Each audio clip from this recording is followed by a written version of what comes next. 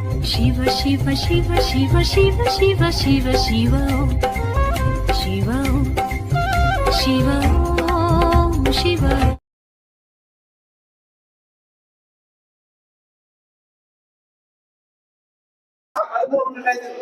அனைவருக்கும் வணக்கம். நாமக்கல் மாவட்ட ஜோதிட நல்வாழ் சங்கத்தின் மாதாந்திர கூட்டம் ரொம்ப ஜோரா இன்னைக்கு ரொம்ப ஜோரா நடந்து கொண்டிருக்கிறது. மதிய உணவுக்கு பின் சுகர்நாடியில பேச அழைத்த மாவட்ட தலைவர் சத்திகுரையா, செயலாளர், பொருளாளர் மற்றும் கூடியிருக்கவங்களுக்கு அனைவருக்கும் வணக்கம். இப்ப நம்ம வேலாயுத சார் பேசினா இல்லைங்களா, கேபியும் படிங்க, பாரம்பரியத்தையும் படிங்க, நாடியும் படிங்க. நாடியில் பல நாடி இருக்குது. ஒரு மொத்தமா சொல்லிட்டு மிருகநந்த நாடி இருக்குது, ஜீவ நாடி இருக்குது, சந்திர நாடி இருக்குது, சூரிய நாடி இருக்குது, சிவ நாடி இருக்குது, சுக்கர் நாடி, இப்படி எல்லா நாடு நிறைய இருக்குது. ஆனா எல்லாமே படிச்சு வந்தா தான் சோசியம் சொல்லலாம். இப்ப சுக்கர் நாடியில சுகர் நாடியில எங்க குருநாதர் சொல்லி கொடுத்தது சக்திக்கு நல்லா தெரியும். லக்கணம் போட்டு தான் சொல்ல சொன்னார். ஏன்னா புக்கு இருக்குது என்கிட்ட. இந்த சுகர் நாடியில புக்கு இருக்குது. லக்கணம் போடு, திசாபத்தி போடு, ராசி அம்சம் போட்டு இப்படி சொல்லணும் தான் எங்களுக்கு சொல்லி கொடுத்தாங்க. இது வரைக்கும் நம்ம போது சக்தி தெரியுது. ரைட், மூடி வச்சிருங்க. அப்ப எங்க சுகர் நாடியில இங்க நம்ம வேளாண் சார் சொன்ன மாதிரி எல்லாமே வந்துடுவாங்கள.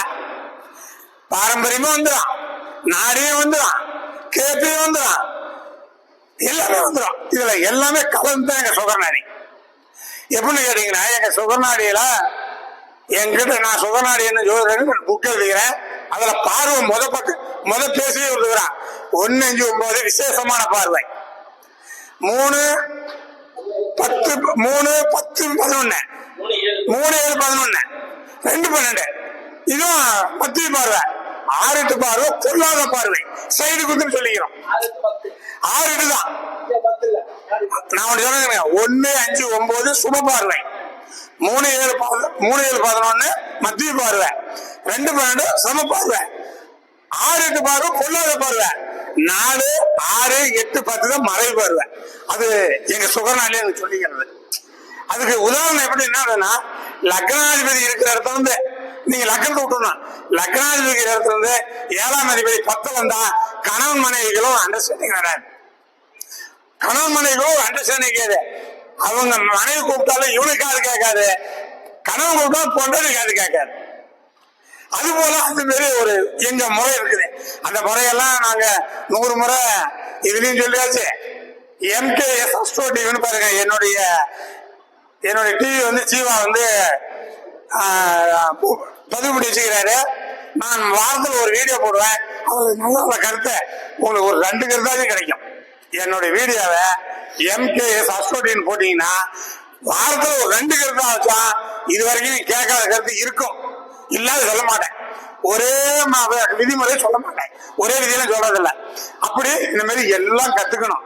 நான் பாரம்பரியமும் முறையா படிச்சேன், கேபியும் படிச்சேன், மிருகநந்த நாடியும் படிச்சேன், ஈஸ்வர நாடி, சுக்கர நாடி எல்லாமே படிச்சேன். இப்போ ஒரு நிலைக்கு இந்த சுகர் நாடி எங்களுக்கு போதுங்கிற அளவுக்கு இருக்குது. இப்ப கீழே சாப்பாடு போட்டாங்களா, ரசம் இன்னைக்கு ஸ்பெஷலா இருக்க பாத்துக்கீங்க. இதுல சீரகம் அதிகம் போட்டாருன்னு இந்த தம்பி சொன்னாரு. நல்லா நானும் சொல்ல, ரசம் அதிகமா இருக்குது, சீரகம் அதிகமா போட்டாரு. நானும் சொன்னேன் 5 கால் ரசம் தம்பி சாப்பிடுவேன்னா, மோர் தயிரும் நல்லா இருந்துச்சு, மோரும் நல்லா இருந்துச்சு. திருப்தியா இருந்த மாதிரி எங்களுக்கு சுகர் நாடு திருப்தியா ஜோசியம் சொல்றது எங்களுக்கு உதவுது. சரி, இப்போ நம்ம சப்ஜெக்ட் வந்துடலாம். இது ஒரு ஜாதகம், ஒரு ஆண் ஜாதகம். அப்பனும் அம்மாவும் ஒன்னாவது கொடுத்துட்டு உக்காந்துக்கிட்டாங்க. ஜாதகத்தை போட்டு கணிச்சு நாம தான் பலன் சொல்லணும். அவங்க நம்ம கேட்க கூடாது இல்ல. நான் இந்த 7 சனி, அஷ்டம சனி எல்லாம் எடுக்கிறதே இல்லை. இப்படி ஜாதகத்தை கணிச்சிட்டு நான் சொல்றேன். நாங்க சொல்றது என்னன்னா, வயசு சொல்லுவோம், லக்கணம் ராசி சொல்லுவோம், நட்சத்திரம் சொல்லுவோம், திசபதி சொல்லுவோம். சொல்லிட்டு சொன்னேன், இந்த ஜாதகத்தை அம்மா அவங்க பையன் நல்லா படிச்சிருக்க மாட்டான், நல்ல வேலைக்கு போயிருக்க மாட்டான், நல்லா சம்பாதிக்க மாட்டான். அப்பனா அம்மாவை சம்பாதிச்சு கொடுத்தீங்கன்னா நீட்டா சாப்பிட்டுட்டு வண்டியை சுத்திட்டு இருப்பான். வண்டி நல்லா பெரிய வண்டியா கேட்பான். ஆமா, நான் 5 லட்சம் ரூபாய்க்கு கேட்கறா, அந்த அப்பா கேட்டு அந்த வண்டி வாங்கி தராத, இந்த ஸ்கூட்டி வருதுல்ல, ஆக்சிஸ் இருக்குல்ல, அந்த வண்டி மட்டும் வாங்கிட்டாரு, பெரிய வண்டி உங்க பையனுக்கு வாங்கி தர வேண்டாம், அவன் சம்பாதிச்சு கூட உங்களுக்கு போட மாட்டான் அப்படின்னு. அந்த அம்மால அவருக்கு இருந்துச்சு, சம்பாதிச்சு கூட போட வேண்டாங்க, நான் எங்களுடைய சொத்து பத்தி நான் கொஞ்சம் நல்லா, அவங்க அப்பா அம்மா வசதி ஆகிறாங்க, எங்களுடைய சொத்து பத்தை வச்சுக்கிட்டு நாங்க கொடுக்கறத வச்சு காப்பாத்துவோனா, அம்மா நீட்டா செலவு பண்ணுவோம், நல்லா செலவு பண்ணுவான், உங்க சொத்து பத்தெல்லாம் சாப்பிடுவோம் நல்லா திருப்தியா, நீ இருக்கிற வரைக்கும் இருப்பான், உங்களுக்கு பின்னாடி உங்க சொத்து பத்தெல்லாம் சாப்பிடுவோம் நிறைய. ஆனா 10 பைசா சம்பாதிக்க மாட்டோம், நல்லா படிச்சிருக்க மாட்டான், சம்பாதிக்க மாட்டான், வேலைக்கு போக மாட்டான், எதுக்கு போக மாட்டானே. ஆமாங்க, இந்த எல்லா முறையும் படிச்சதுனால இது எங்களுக்கு தெரியுது, ஒரு முறை படிச்சுக்கிட்டா தெரியாது. ஏன் இப்ப எல்லா முறையும் படிச்சதுனாலதான் தெரியுது. அப்ப இது ஏன் இந்த மாதிரி இருக்கிறதுக்கு என்ன காரணம்? அவன் எந்த வகுப்பு இப்ப வந்து பாத்தீங்கன்னா வயசு 25, சரி 25 முடிஞ்சிருச்சா,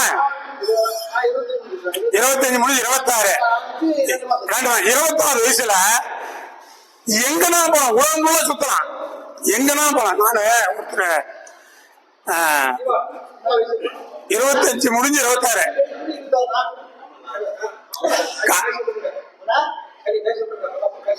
சரியா போச்சு. இப்ப மலேசியாவில ஒரு 35 வயசு உள்ள ஜாதகனுக்கு நான் பார்த்தேன். அவரு நான் சொல்லிட்டு பேசும்போது சொன்னாங்க, இந்த ஜாதகத்தை பத்தி சொல்லும்போது சொன்னாரு, வண்டி பயங்கரமா ஓட்டுவேன், உனக்கு பெரிய வண்டியா இருக்கமுன்னா. அவர் சொன்னாரு, நான் 5000 கிலோமீட்டர் என் வண்டியில போயிட்டு வந்தாரு. பாருங்க நான் சொல்றேன், அது நீங்க இப்ப நீங்க போய் பாத்தீங்கன்னா மலேசியா, தாய்லாந்து, கம்போடியா, இப்படியே நீங்க இந்தியா வரலாம் வரலாமா பைக்கிலேயே. இன்னைக்கு கார் போக்குவரத்து கூட ரோடு போட்டுக்கிறாங்களாம். அவர் 5000 கிலோமீட்டர் வண்டியிலே போயிட்டு வந்தான். இந்த பையன் வண்டி ஓட்டக்கூடாதுன்னு தரவழியிலேயே மலேசியா, தாய்லாந்து, கம்போடியா, இந்தியா வந்துடலாமா. அதே மியான்மர் வந்து இந்தியா வரலாம். இப்படி ஒரு நிலப்பரப்பு இருக்குது. இந்தியா எல்லா கவர்மெண்ட் சேர்ந்து ரோடு போடுறாங்க. நம்ம அது அவர் சொன்னது ரோடு போடுறாங்க. அப்ப இவன் ஏன் வருமானம் பண்ணல, ஏன் சம்பாதிக்கல, நல்லா படிக்கல, இதெல்லாம் நமக்கு வேணும் இல்லையா? எப்பவுமே ஒரு ஜாதகத்துல லக்னாதிபதி பலம் பெற வேண்டும். இந்த ஜாதக லக்னாதிபதி நீச்சங்களா? லக்ன புள்ளி நீசம், லக்னாதிபதி நீசம், லக்ன புள்ளி. எப்பவுமேங்க நம்ம கிராமங்கள்ல நம்ம எங்க இருந்தாலும் ஒரு செடி ஒண்ணு வைங்க. என்ன பண்ணுங்க, செடி வைக்கணும்னா 1 முழம் 2 முழம் ஆழமா ஒரு 2 கேடு வெட்டி மண்ணை புதன்னு போட்டு ஒரு செடி வைங்க. அந்த 2 அடிக்குள்ள வேறு நல்லா விட்டுக்கும்.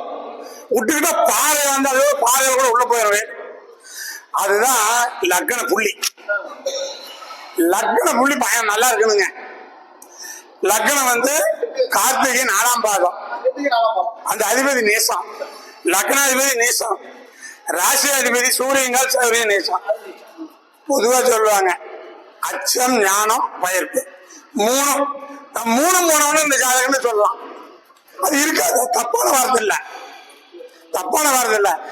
லக்ன புள்ளி, லக்னாதிபதி, ராசி அதிபதி, 3 செத்து போனது பேரு. இது 3 பலன் இல்லை, எந்த ஒரு வேலையும் இல்லை. அப்பா அம்மா சம்பாதிச்சு போறாங்க, சாப்பிடலாம். வண்டி பெருசா கேட்கறான் பசங்களோட சுத்துறதுக்கு, வண்டி ஓட்டு போவான் சுத்துறான், சாப்பிட்டு இருக்கிறான், எந்த வேலையும் இல்லை. சரி, இப்படிப்பட்டவனுக்கு கல்யாணம் நடக்குமா? கல்யாணம் நடக்குமா நான் பார்க்கணும். இப்ப பாத்தீங்கன்னா எங்களோட நான் சொல்றேன், ஒரு ஜீவா சொல்லிக்கிறேன், 7ஆம் பாவத்தில் உள்ள கிரகம் பொண்ணை பார்த்து நிச்சயம் பண்ணி எனக்கு கல்யாணம் பண்ணுவோம், கோயில வீட்லயே பதில் போட்டு கல்யாணம் பண்றது 7ஆம் பாவத்தில் உள்ள கிரகம் நடக்கும். 7ஆம் அதிபதி நடத்துவார். இது ரெண்டும் 7ல இருக்கிற கிரகமும் 7ஆம் அதிபதி நல்லா இருக்கா, மத்தியானம் சாப்பாடு நல்லா சாப்பிட்டான், நல்லா இருந்தாலும் கல்யாணம் நடக்கும். அப்ப 7ல யார் இருக்கிறா? அவர் யாரோட காலில் இருக்கிறாரு? அவர் வந்து குருவோட காலில் இருக்கிறாரு. அந்த குரு ஏற்கனவே 12ல போய் இந்த புதனை கல்யாணம் பண்ணி வைக்காரு. சரி, இவரு இல்லைன்னு இருக்கேன், இவருதான் முத. சரி, அந்த 7ஆம் அதிபதி யாரு? செவ்வாய் எட்டுக்கு போயிட்டா அவரு யாரு காலில் இருக்கிறாரு? அவரு சூரிய நேசமாச்சா. எந்த பொண்ணை பாக்குறது, எந்த வீட்டுல நிச்சயம் பண்றது, எந்த கல்யாணம் பார்த்து கல்யாணம் பண்றது விடுங்க. கல்யாணம் அரிது. கல்யாணம் அரிது. பொண்ணு பார்த்து அதெல்லாம் பண்ண முடியாது. சரி, ஒரு பொண்ணை பார்த்து 7ஆம் பாவத்தான் ஒரு பையனா இருந்தா பொண்ணை பார்த்து நிச்சயம் பண்ணி கல்யாணம் பண்றது. இப்ப நிச்சயம் பண்ணி கல்யாணம் பண்ணி மேல கொண்டு தாலி கட்டி தான் குடும்பம் தான். பொண்ணை பார்க்காம நிச்சயம் பண்ணாம தாலி கட்டாம கல்யாணம் பண்ண குடும்பத்தை பார்க்கறான். இது யாரும் பாத்துக்கிறீங்க சார்? கல்யாணம் பண்ணல, நிச்சயம் பண்ணல, தாலி கட்டல, பொண்ணு பார்க்கல, ஆனா கல்யாணம் குடும்பத்துக்கு போய்விட்டே வருகிறான். அப்படி யாரெல்லாம் ஊர்ல நீ உங்க சொந்த பணம் தெரிஞ்சுக்கிறாங்க. நானும் நிறைய பேர் பார்த்துக்கிறேன், எங்க ஊர்ல இருக்கிறாங்க, தெரிஞ்சுக்கலாம் இருக்கிறாங்க. எதுவுமே பண்ணல, குடும்பத்தோட இருக்கிறான், பொண்டாட்டிலையும் இருக்கிறான். அப்ப 7ஆம் பாவம் கெட்டு போயிடுச்சுனாலும் 2ஆம் பாவம் நல்லா இருக்கணும். 2ஆம் பாவம் குடும்ப அபிவிருத்தின்னு இப்ப வேளாண் சார் சொன்னார்ல, பாவகாரம் படிங்க, கிரககாரம் படிங்க. பாவகாரத்துல 2ஆம் பாவம் குடும்ப அபிவிருத்தின்னு எழுதியிருக்குது. அப்ப 2ஆம் பாவம் நல்லா இருந்தா கணவனும் மனைவியும் ஒன்று சேர்ந்து, ஒரு கணவன் ஒரு ஆணும் ஒண்ணு ஒன்னா சேர்ந்து 3வது ஒரு குழந்தை பெற்றுக்கலாம். அதுதான் எம்ஜிஆர் பாட்டு பாடினாரு, பொண்டாட்டி பிரச 2ஆக இருந்தா 3ஆகும் செய்யும் அலையில்.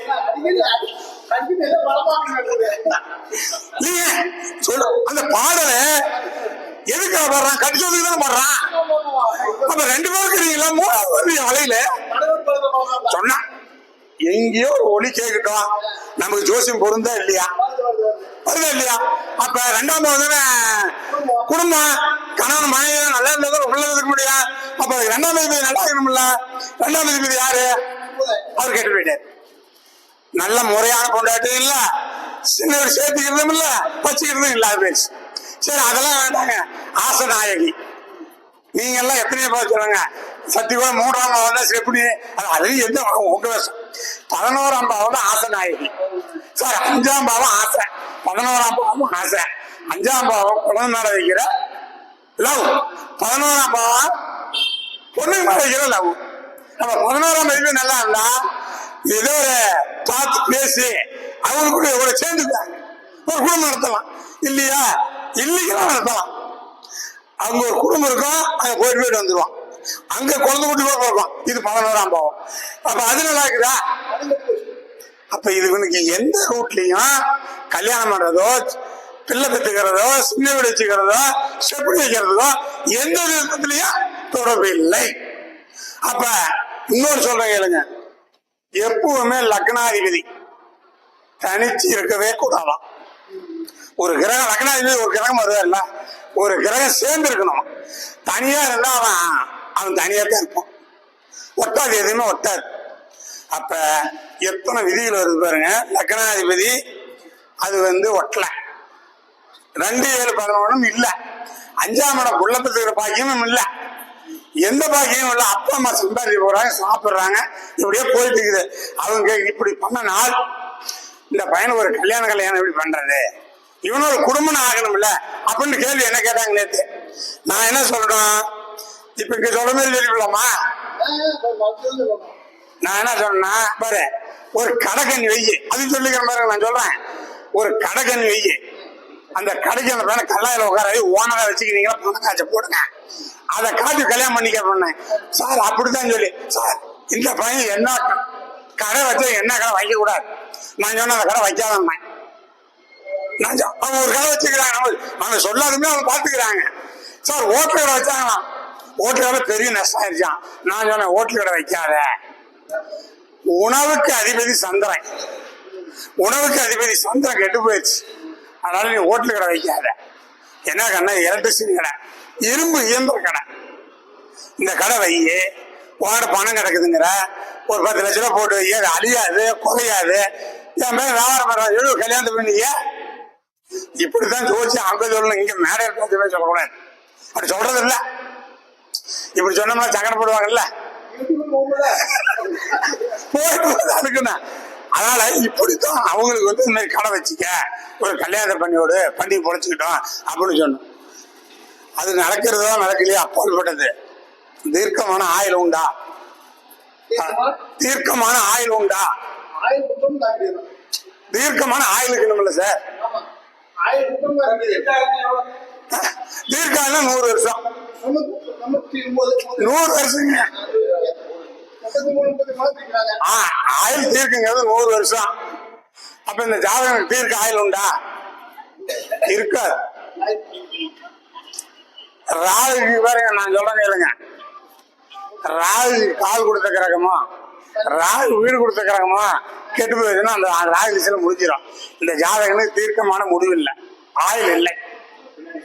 அதெல்லாம் நீங்க போய் ஒரு அப்பா அம்மா கிட்ட போய் சொல்லிட்டுலாம் இருக்க முடியாது. எப்படி? ஆனா அதுக்கும் ஒரு பொட்டு இப்படி ஒண்ணு வைக்கணும். அதுக்கும் ஒரு சொட்டு ஒரு பொட்டு வைக்கணும். நான் சொல்றேன் என்ன இப்ப ராகு சனி புத்தி நடக்குது. உன் மேல 10 ரூபா பாத்துக்குமா, வண்டி பெரிய வண்டி வாங்கி கொடுக்காத, பாரு டபான்னு அடிச்சிடுவான்.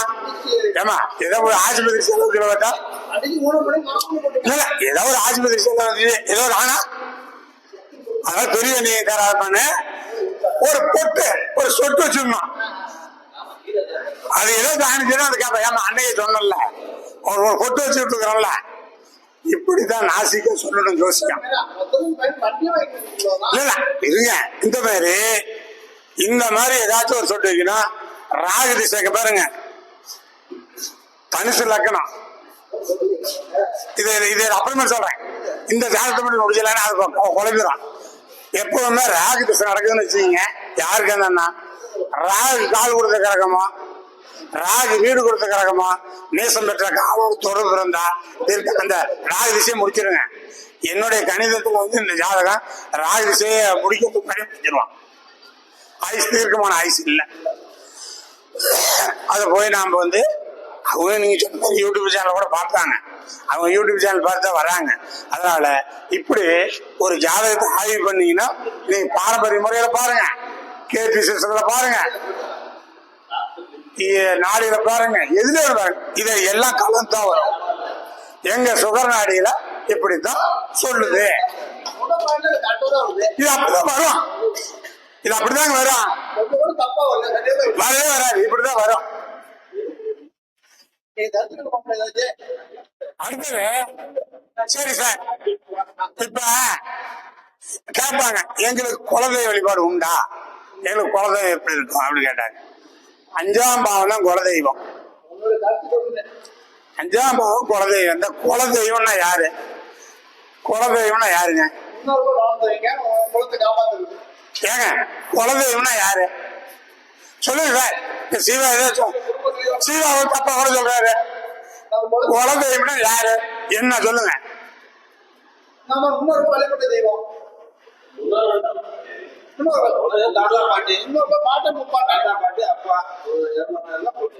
அதான் உண்மை.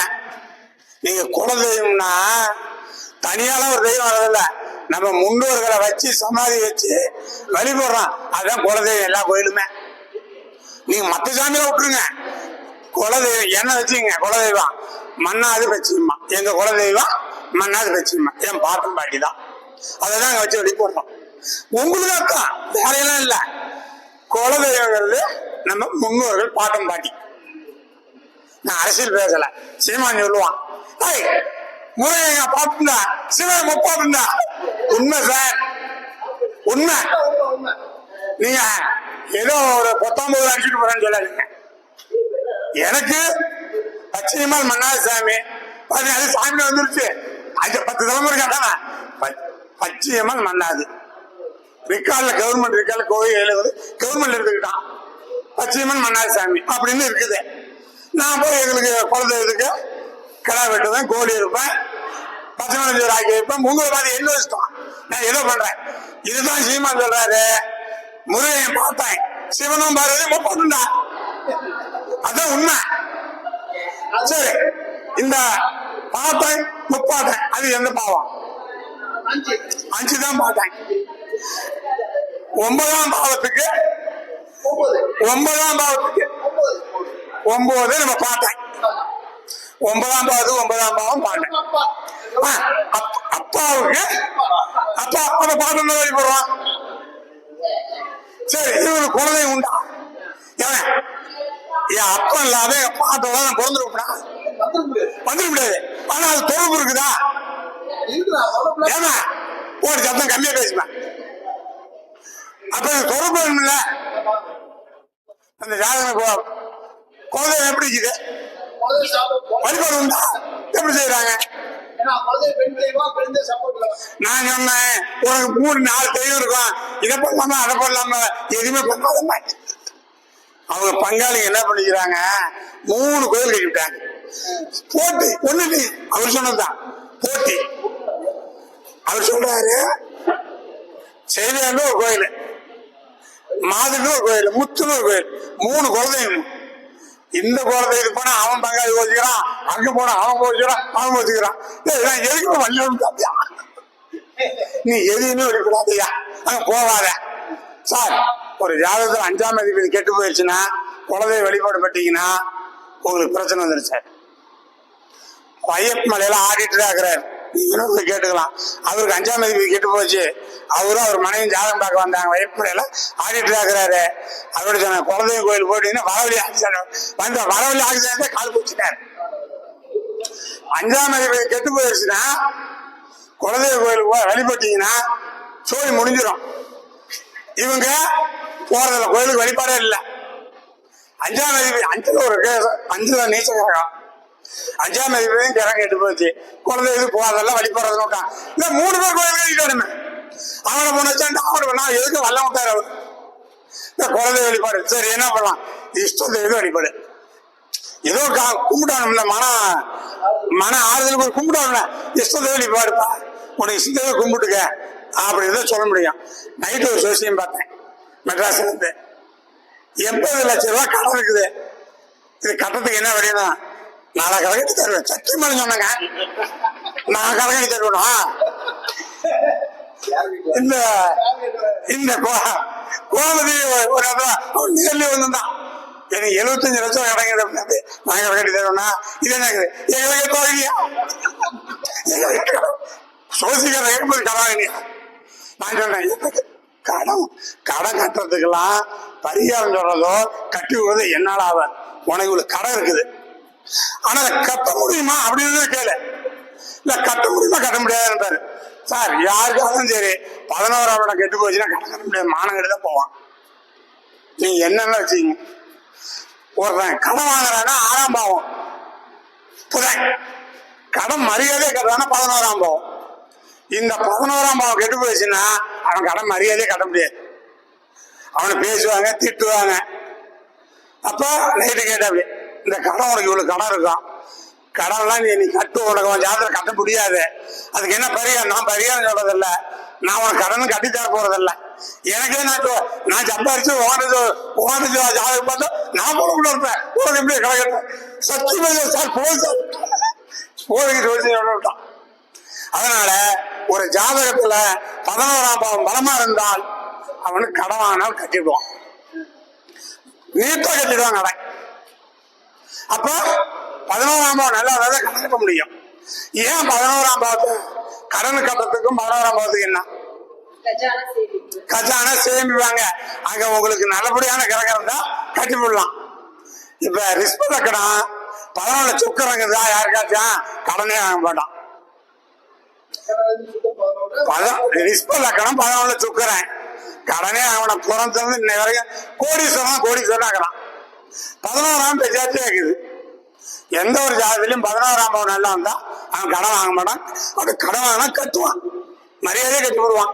11ஆம் பாவம் கடனை கட்டக்கூடிய பாவம், மரியாதையை கட்டக்கூடிய பாவம்.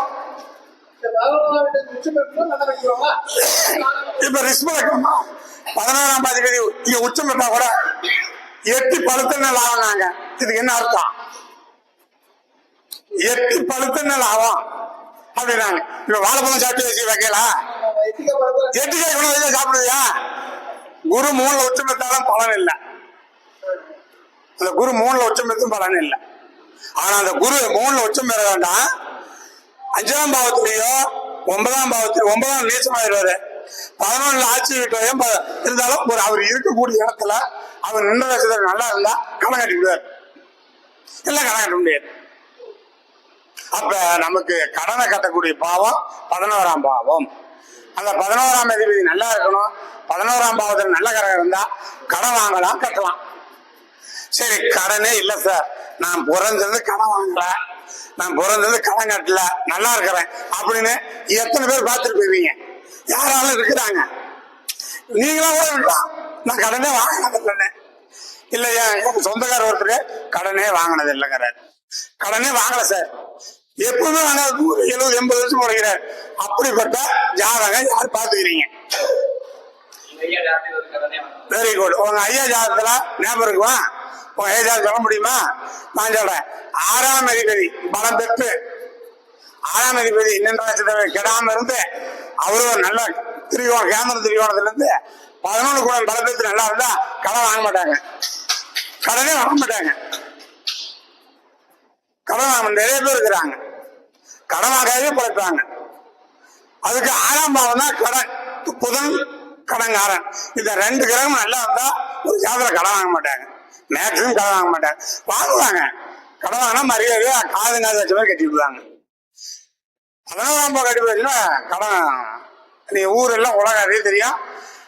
பணத்தை வாங்கிட்டு தெரியும், டீக்கெட்ல கூட சண்டை போடுவான், அவனை திட்டுவான், அது அவனுக்கு எடுத்தே போயிடுவான். இதுதான் கடனுக்கான சமாச்சாரம். அதே போல இந்த ஜாதகத்தை எடுத்து பாருங்க, எந்த ஒரு கிரகம். இன்னொன்று சார், நான் தான் சொல்லிட்டேன்ல, ஒரு வீடியோவிலேயோ ஒரு போர்ல ஒரு ஜாதகம் போட ஒரு வீடியோஸ் நல்ல வீடியோ உங்களுக்கு சொல்லி தான் தருவேன்னு. எந்த கிரகம் எப்படி இருந்தாலும் சரி, ஒரு நீச கிரகம் இருக்குதா அதனுடைய வீட்டுல ஒரு உச்ச கிரகம் தான் போகுது சார். இதுல புதன் உச்சம், புதன் இருந்தா அந்த ஜாதகம் ஜெகஜோதியா வந்திருப்பான். அல்லது இங்க சனி உச்சமா இருக்கணும். இங்க எங்கெங்கெல்லாம் நீசம் பெறுதோ, நீசம் பெற ஒரு வீட்டுல உச்சம் பெற்று விட்டால் ஒரு கிரகம் இருந்தால் இந்த இந்த பலன்களே மாறி போயிருமா. இந்த லைட் இல்லாத கருக்குமுன்னு இருந்துச்சுங்களா, லைட் அந்த கருக்குமுனுங்கிறது தான் நீசம். கிரகம் எல்லாம் பலனை இழக்கிறது. இந்த லைட் போட்டோன்னு சொல்லிச்சுதா, அதுதான் உச்சம். சார், ஒரு ஜாதகத்துல ஒரு கிரகமாச்சும் உச்சமா இருக்கணுமா? நீசம் என்ற நட்சத்திராதிபதி உச்சாதிபதி காலில் இருந்தா, உச்சமத்த காலில் இருந்தா நீசமே கிடையாது, அது யோகத்தை அள்ளி கொடுத்துருமா. அப்ப இந்த ஜாதகர்ல நீசம் உச்சமான கிரகம் எதுவும் இல்லை. ஒரு இங்க புதன் இருந்திருந்தாலும் சரி, இல்லைன்னா புதன் பரிவர்த்தனை இருந்தாலும் சரி சார். சார், பரிவர்த்தனை நல்லா வேலை செய்யும். இவங்க புதன் இருக்குன்னு வச்சுங்க, ஒரு போட்டுக்கிறேன், இந்த புதனை எடுத்து போடலாம். ஜீவா, உனக்கு தான் சொல்றேன், நீ தான் இதை உடுப்ப ஓடி போய் நாளைக்கு ஜாதகம் பார்ப்பேன். இந்த புதன் இங்க இருந்திருந்தால் நான் சொன்ன பலன் எதுவுமே சொல்ல மாட்டேன், நல்லா தான் சொல்லுவான். இல்லாம உன் பையன் வேலைக்கு போவான், உன் பையன் படிச்சிருப்பான், உன் பையன் நல்லா கார் வண்டி வாங்க, சொத்து பத்தி நல்லா போவான். இந்த ஒரே ஒரு கிரகத்துக்கு ஏன் இந்த இருட்டுக்கு ஒரு ஒளி கொடுக்குது, அப்படி இல்லையா? இந்த இந்த கிரகத்தை இந்த புதன் அங்க போயிடும், உச்ச பலம் போயிடும், போர் அதிகம் போயிடும். அப்ப பரிவர்த்தனை. சரி, ஒரு கால் பரிவர்த்தனை இல்ல, இந்த சுக்கரம் இங்க இருக்குன்னு சொல்லிக்கலாம், அப்படியுமே சொல்லலாம், பலன் போயிடும், அப்படியுமே பணம் கொடுத்துருவோம். இது உச்சமா இருந்தா வயிறு சாப்பிட்டுதாரு, இந்த உச்சமா ஆட்சி இருந்தா ஒரு அரை வயிறு சாப்பிட்டுதாரு. இப்ப எது இல்லாத வெறு வயிறாக்கலாம், பட்னி, பலன் இல்லை அப்படின்னு தான் சொல்லணும். அப்ப நாம ஒரு கிரகத்தை பார்க்கும்போது இந்த மாதிரி ஒரு கிரகம், எல்லா கிரகம் நீசம் பெற்று இருந்தாலும் எல்லா கிரகம் மறைஞ்சிருந்தாலும் ஒரே ஒரு கிரகம் பலம் பெற்று உச்சமத்தில் இருந்தால் அந்த ஜாதகம் ஒளியாயிரும். சரி, இப்ப இது காத்து சூரியன் காலில் இருக்குது இல்லையா, இந்த சூரியன் காலில் ஏதாச்சும் ஒரு உச்சமான காலில் இருந்திருக்கணும். இந்த சூரியன் யாரு காலில் இருக்குது? குரு காலில் இருக்கு. குரு பாண்டுக்கு போச்சா? எந்த ரூபத்திலிருந்து தப்பிக்கிறது வலிக்குதா? எல்லாம் லாக் ஆயிடுச்சு. அப்ப இந்த ஜாதகம் சொல்லணும்னா எத்தனை முறை படிச்சிருக்கணும்? பாரம்பரியத்துல படிச்சிருக்கணும், கேபியில படிச்சிருக்கணும், நாடியில படிச்சிருக்கணும், இந்த மாதிரி எல்லா விதத்திலையும் படிச்சிருக்கணும். இப்ப சக்தி போட்டாருல்ல, என்ன நம்ம அமிர்தலிங்கம் போட்டாரு, சாமக்கோள் ஆறுதான். சரி, சாமக்கோள் ஆறுட இந்த ஜாதகத்துல ஒப்பிடக்கூடாது. சாமக்கோள் ஆடம் போட்டு வந்த உடனே என்ன நோக்கத்துக்கு வந்தான், அவனுடைய நிலைப்பாடு என்ன, அது திறமை இருக்குது, சக்தியெல்லாம் அதிக வச்சு சொல்லியுமா சாதகம் சொல்ல, அந்த திறமை இருந்தா படிச்சுக்கலாம். சாமக்கோள் ஆடுறாங்க. அந்த காலத்துல கண்ணு தெரியாத பூச்சாரிங்க, வாய்ச்சல் பூச்சாரி சாமியோட எடுத்துறீங்களா, அவங்களுக்கு எல்லாம் அந்த சாமக்கோள் ஆடுற அத்துப்படியா இருக்கும். அவங்களுக்கு எல்லாம் சாமக்கோள் ஆடுற அத்துப்படியா இருக்கும். இன்னும் பாருங்க, பஸ்ல போகும்போது, ட்ரெயின்ல போகும்போது, சினிமா இருக்கும் போது பேசிக்கிட்டு நம்மளோட பணத்தை விட்டுருவாங்க. அவங்க எல்லாம் சாமக்கோள் ஆடுற மனசுக்குள்ள அத்துப்படி.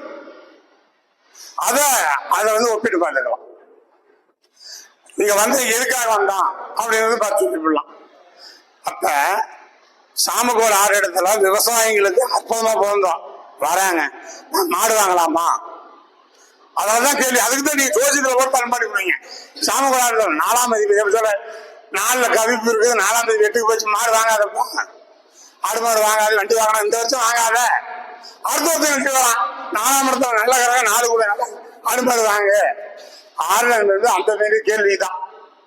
அப்ப இந்த மாதிரி ஜாதகத்துல நம்ம 6 இடமும் உள்ள அடையும். இப்ப இவரு நான் பைக் வாங்கி கொடுக்குறான்னு சொன்னேன். பைக் பெருசா வாங்கி தராத, சிம்பிளா வாங்கி தரேன் அப்படின்னா.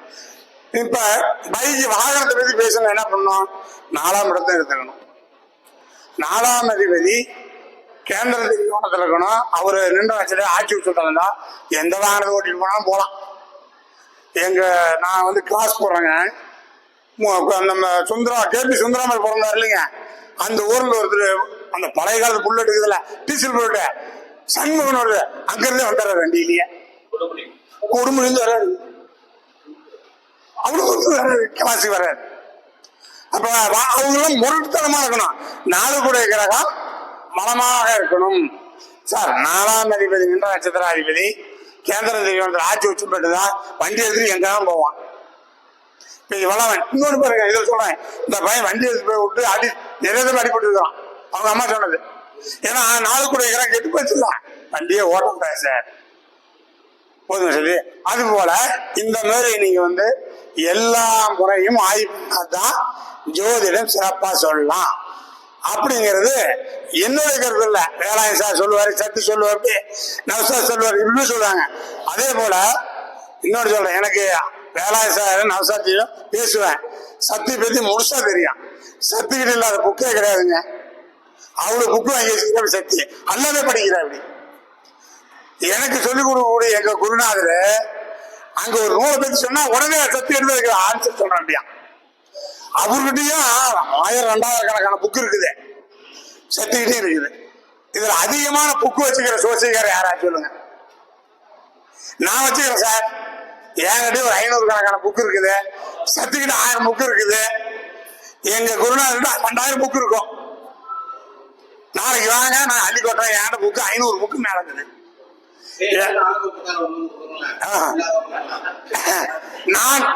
நான் இல்லாத காலத்துல புக்கு எல்லாமே கொடுத்துருவேன் தம்பி.